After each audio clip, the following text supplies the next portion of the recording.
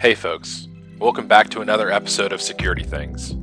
In the last episode, we explored how a cloud security posture can protect our networked endpoints and prevent attacks in real time. But what about our enterprise? What about the attacks that focus on hardware and software exploits? As our networks expand with the infusion of IoT devices, BYOD culture, and newly connected services, attackers are becoming smarter about how they craft their intent. Let's take a look at how Cisco Firepower, Identity Services Engine, and a Cisco TRUSTSEC network plan can help rapidly contain threats that target critical network assets. So sit back and see how Cisco networks react to intrusions in real time in Episode 2, Rapid Threat Containment. In this demonstration, we're acting as the network manager for a company that has Cisco Firepower Next Generation Firewall and Cisco ISE deployed. As the manager, we have the tools to view network events and take action. So let's see what happens when we click an internal link that simulates what happens if an attacker were to exploit a vulnerability in an Apache process. You can see that this user was targeted and confirmed hacked in some form or fashion. Using the Cisco Rapid Threat Containment workflows, we can invoke a scan process from something like AMP for endpoints to remove the known threat. We could even employ a device manager or posture agent to patch a known vulnerability. But first, let's see how our ISE implementation reacts to the attempt. We can see from the radius logs that the user manager was moved out of a permitted access group to a quarantine group.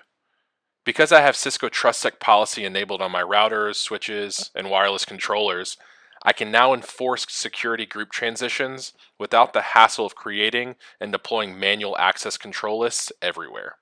In my TrustSec view in ISE, I can see my security group matrix. This table displays a graphical representation of how users in each group can access the network regardless of source or destination.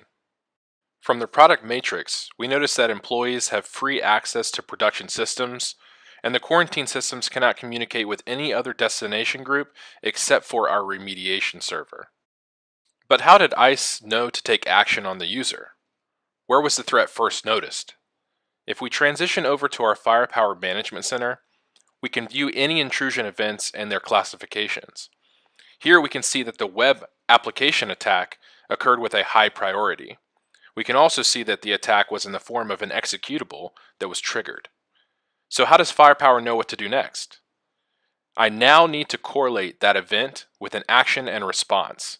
In the Correlation Events workplace, I can view the event trajectory and security intelligence by category. And if we scroll to the right to view other tuples, we can see that the policy invoked due to the event is that of PXGrid quarantine. PXGrid, or Platform Exchange Grid, is essentially a messaging bus that allows for automated, open sharing of security intelligence with integrated systems, such as the relationship between Firepower and Cisco ISE. So let's go ahead and remove the threat that we detected. With Cisco Rapid Threat Containment, we can take automated action, but here I will do it manually so that we can see the change in our security group. After a scan and a system all clear, we can now test our internet and intranet access. Good. It looks like we're back to normal. Let's see what the radius log looks like in ISE. It appears that, after the effective scan and removal of the threat, Cisco ISE has automatically moved manager back into a production permitted group. And that's it. We have effectively thwarted what could have been a nasty attack campaign on our network by using the tools in Cisco Firepower and Cisco ISE. Thanks for taking the time to view the demonstration, and we look forward to seeing you on another episode of Security Things.